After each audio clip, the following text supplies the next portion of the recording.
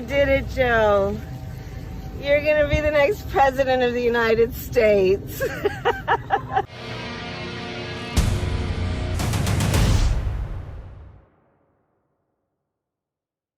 This little scene might get Kamala Harris more supporters than any of her political statements. Now, why is that? The human brain decides before it perceives the words whether it wants to listen to that person or wants to get rid of that person. That happens in the brainstem and the midbrain. And one of the signals Kamala Harris sends out a lot is smiling. She smiles very often. Smiling is older than human beings. Even primates do it with the same purpose. It shows, I don't want to fight with you over status.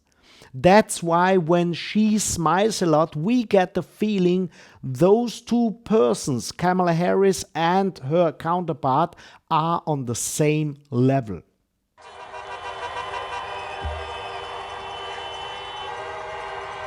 Good evening. Hi. Hey. Good morning. To our campaign staff and volunteers, this extraordinary team. Interestingly, even if she says serious things, she tends to end her statements with a smiling face. That has a second advantage. It reduces aggression. That is why we see her as a self-confident person, but not as an aggressive person. And more so, she smiles a lot. And that forms the facial expression of her. Because facial expressions, like body language in general, is a muscular activity. And the more you train those muscles, the more powerful they are. That is, when she even starts to smile, you can see that her whole face is smiling. Not just this little smile we see from other politicians. She smiles from the top of her forehead down to the chin, even a little down to the neck. And that gives us the feeling this smile is sincere. Although, actually, we don't know it. But this is one for you. If you want to appear nice, if you want to appear open and self-confident, don't smile in that aristocratic style of smiling. Smile with your whole face. That is the only way that people perceive it in the correct manner. Kamala Harris doesn't stay with smiling. On a lot of occasions, she starts to laugh. In the back of a beauty salon, and I'd be walking Right. by and women be looking, why is this guy there? Senator Harris, welcome to the Daily Social Distancing Show.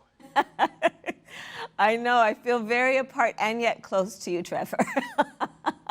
Even in situations where we think, oh wow, there was no joke, why does she start to laugh?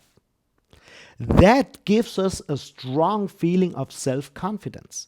Because if a person is nervous, we might start to giggle a little bit, but don't start to laugh in a loose way like she does it. That leads us to point number 2 in her body language, and that is Kamala Harris knows how to play with a formal and informal body language.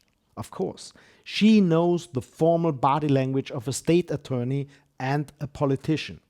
This upright, this stateswoman-like body language, she knows how to incorporate it. And she does it very strongly. But she also knows how to loosen up. She dances freely and she doesn't care whether it looks good or not. When she smiles, when she laughs, she bends forward. And in this call with Joe Biden, she turns away, she bends forward, she loses completely her statesman-like body language. Compare that with her predecessor, Donald Trump, and you will realize even when he walks on the golf course, even when he takes a phone call, he always is very keen on appearing statesman-like. Now, the thing is, the more variety you have in your body language, the more people find their emotional home within you. Because there are people who want the statesman-like body language, and she gives it to them. But there are also people who want a politician who is more approachable, who is more loosening up, and she also gives them that feeling. And that makes her appear very attractive to a lot of people. That brings us to point number 3. Seeing all her nice, open and approachable signals in her body language would be too little. Kamala Harris is very assertive. How can we see that? We see it in her very stable facial expressions, gestures and eye contact. When she doesn't get the proper answer, she keeps an eye contact even more than a minute.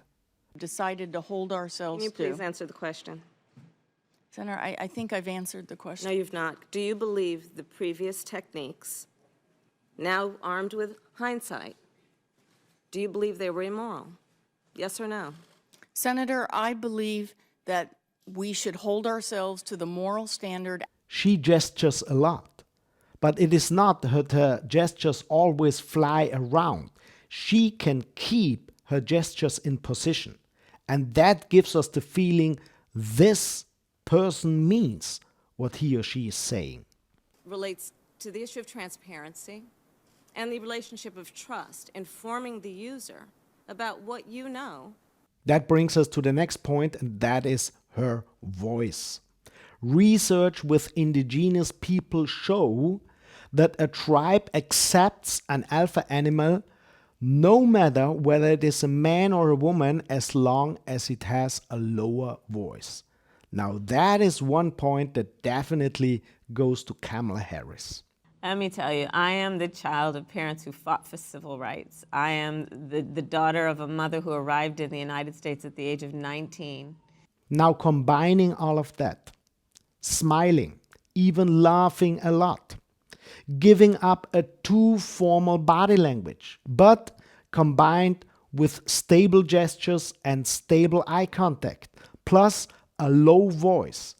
All of that gives her so much variety in her body language that it attracts a lot of emotion and a lot of people. Now it depends on your own emotions. Do you think America still needs a strong person to fight all of its enemies? Then you might think Kamala Harris is not the person. For that, she smiles and loves too much, and she also is too loose in her body language. But if you think after 4 years of Donald Trump, now is the time for change, now is the time to connect and to bond again, then you might think a person with such an inviting and open appearance is the person to support. And those are the two decisions. And be aware, the words that come out of her mouth, you will judge them exactly according to that emotional decision. And it is always based on body language.